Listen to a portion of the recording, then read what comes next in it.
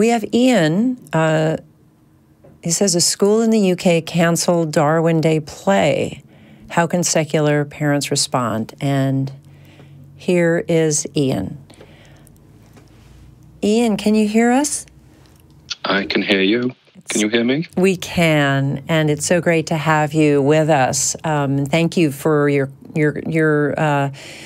very important question here. Why don't you, I've sort of summarized it, but tell us from your perspective, your concern and what's come up.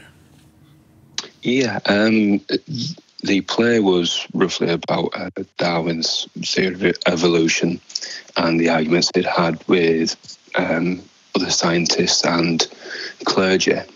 And the reason parents were threatening to take the children out of the play and in some cases the school is because he was telling a particular bishop that they were wrong and that religion or Christianity's explanation of the origins is wrong. And there's apparently an argument and a song that the children were singing, and the parents didn't think it was appropriate for the children to be taught that it was correct to challenge the religious beliefs. I'm led to believe they were all Christian. However, it could have been any religious people. Mm-hmm. I mean, my take on it is that it's wrong for the parents to act this way because of the body of evidence behind evolution, for example. And for parents to have such a huge control, or a minority of parents to have such a huge control over what the majority do, is an unfair balance in power. Wow, that was really exemplified there. So they shut down the play? Yeah, I believe they replaced it with something else. Unfortunately, it's from another part of the country to myself. It's in Cheshire. Mm-hmm. And the school have said they may do it next year, but a revised version of it where it severely tones down how true evolution actually is, even though Darwin's theory wasn't quite right. Wow. What was the age group of the children involved with the production and the audience? 4 to 11. 4 to 11. And would you explain just a little bit, because I've spent some time in England and got to understand a little bit more about the school system there and how when we talk about the separation between church and state, it's a little different there. Can you help our viewers understand how schools are set up that way, even if they're, quote, public schools? Yeah, the school system is that we still have religious education where we are meant to teach all or as many faiths as possible, as this is what they believe and why they believe it, rather than this is true. There are some exemptions to it because we do have, obviously, religious schools where they are able to put more emphasis on their particular religion, but it's still meant to be a relatively secular curriculum. Dale, how about you talk about this? And do you have a particular question, Ian, you want to ask us about that? Yeah, I mean, firstly, I'd like your thoughts about this situation. And secondly, how could parents and potentially schools go about actually stopping this from happening in future while still giving a good standard of education to children? Thank you so much. Okay, Dale, I'm going to hand it to you. Yeah, I think you've understood the terms perfectly of why this is problematic. The theory of evolution is settled science. It's not a religious statement. It's not an anti-religious statement. It's a scientific statement, and to celebrate that is something that the schools should be about. It's something that they should be doing. Two points I want to make. There was actually an excellent study done, I think, by the University of Pennsylvania, and this one was centered in the United States, but it applies to educational institutions throughout the Western world, I'm sure. they looked at what it is that interferes with science education in schools. And they found that roughly 13% of science teachers in the United States in K through 12 classrooms are creationists. But they found that the creationists forcing their point of view into the curriculum were not the primary problem getting in the way of science literacy for kids. That wasn't the primary problem. The primary problem was administrators and teachers who were engaging in conflict avoidance and watering down the curriculum, getting rid of elements like this play is a perfect example of that. By trying to smooth the waters and avoid conflict, they're actually measurably getting in the way of the science literacy of the kids. So I recommend, this study was about 6 years ago. I'm almost sure it was the University of Pennsylvania. If you want to try to pull that up, the second part of my answer would be to go to the administrators to frame it entirely in terms of science, entirely in terms of science education. It has nothing, because it doesn't have anything to do with a secular versus religious point of view.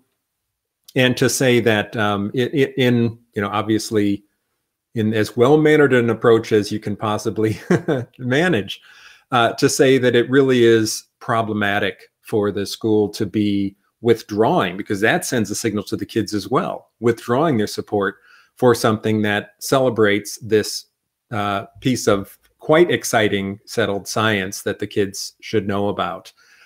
If you can share that study as well to say that conflict avoidance, which this clearly was because they were bowing to pressure from the parents, that conflict avoidance is getting in the way of science literacy, that may very well reach an administrator. One of the things that I've found in conflicts in the schools is that you are very likely, as you move up the chain, to quickly find someone who will be, for whom this argument will resonate. If you have a teacher who doesn't understand it, who is bowing to the pressure, or who is ultra-religious or something, that's one thing.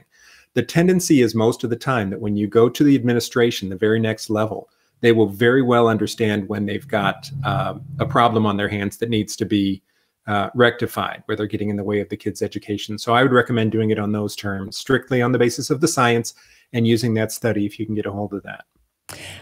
I agree, and I don't know if you can take it to this level or feel comfortable doing so, but the way that this whole thing strikes me is, I keep coming back to what the role of educators is. Their primary focus is not to make themselves feel good or to make their jobs easier. They are there to serve the educational needs of the students. And so as Dale was saying, they're basically role modeling. If something makes you uncomfortable, you shut it down and you close the door on that curiosity and children's need to explore, any question that comes to mind and expand on their intellectual need for exploration and so forth.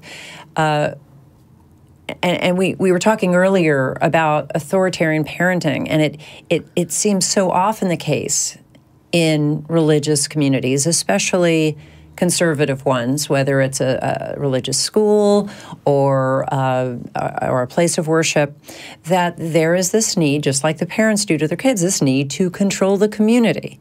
And so there are feelings of fear, mistrust, inability to just let things take their course, let people ask questions and learn and decide for themselves what their worldviews are. And that seems exactly what has happened with this play. I also find it incredibly hypocritical that on Darwin Day, they could not see the need to have some education even on that one particular day. If this were a Christmas play, I don't think anyone would be up in arms saying, well, this is only the viewpoint of certain people and we should not have a Christmas play. So, I find the whole thing to come from authoritarian roots and be generally harmful for the kids. So if it can be brought back to, in approaching administrators, for example, to talk about their role and the need for them to serve students, I think that could be very helpful. Is there something you wanted to add, Max? I do not think it's right for the administration to censor these beliefs, especially with kids this young and this impressionable. I think the classroom should express both beliefs and allow the children to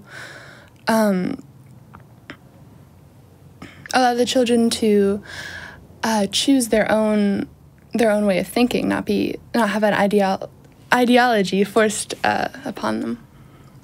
Absolutely. Ian, any other thoughts you want to share with us? Yeah, just to reply to points that you've all made. It went all the way up to the head of the school, who then made the final decision to cancel for the reasons that you've all laid out. And there's also been, in reply to Janet, there's also been upheaval because some schools around the country wanted to do the nativity, but in modern day times.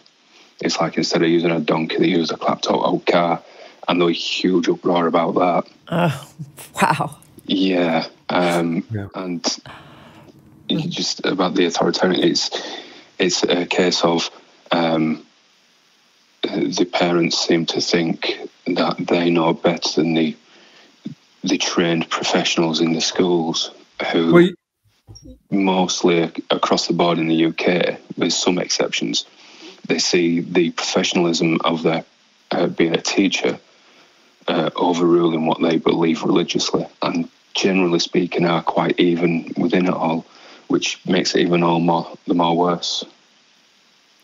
One thing that occurs to me, if you've gone to the top of the administration and haven't had the right response, there's an opportunity for public education. And one of the things that you could seek out is an opportunity for an op-ed in a local or regional paper.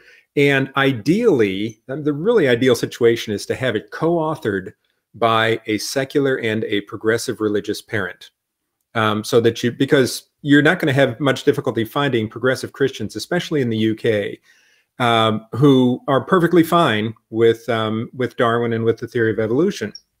If you can demonstrate that immediately helps to dismiss this idea that it's a strictly religious versus secular thing. And I think a good op-ed in a prominent paper would be a terrific way to do that, or to even try to get some time on a local newscast or something to keep the issue alive and to really say it's not just about this play. It's something that we need. Independent. Right. The Independent took up the article, and Pathos did as well. Yes, that's a great source, Pathos. Wonderful. Yeah. Yeah, taking exactly that route, although they did speak to a fundamentalist for British standards, but not by American standards. Right. Even taking their view of it, it was still positive towards the play. Good. And I was going to ask you if there has been any media exposure at this point. Yeah, the Independent national newspaper, Pathos as well, which I couldn't even tell you where they're based. But they've covered a lot of social media. Yeah, it's had a lot of social media coverage as well. Well, that's good. Good. Well, yeah. So something good could come out of it in that way. That it really could. Even if the play itself isn't reinstituted, it could be that the very next time this decision comes up, all of that conversation around it will have a better informed public, better informed administrators. That's the hope. Right. And that's when the headmaster turn around and says maybe next year, but it'll be a watered down version.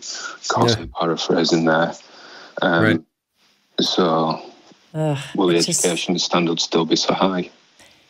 Right. And it is so frustrating when things move so slowly, especially when it's coming from an educational body. But the more press attention you can bring to it, preferably well in advance so that they can't say the excuse that, well, we've already set up our curriculum or what our plays are going to be, the better. Because school administrators not only don't like conflict, they also really don't like bad PR. That's true. Ian, I want to thank you so much for bringing this to our attention. It's something even we in the U.S. can certainly relate to, and so thank you. I hope you'll call back at a future time and let us know if things shifted. I hope they do for the better.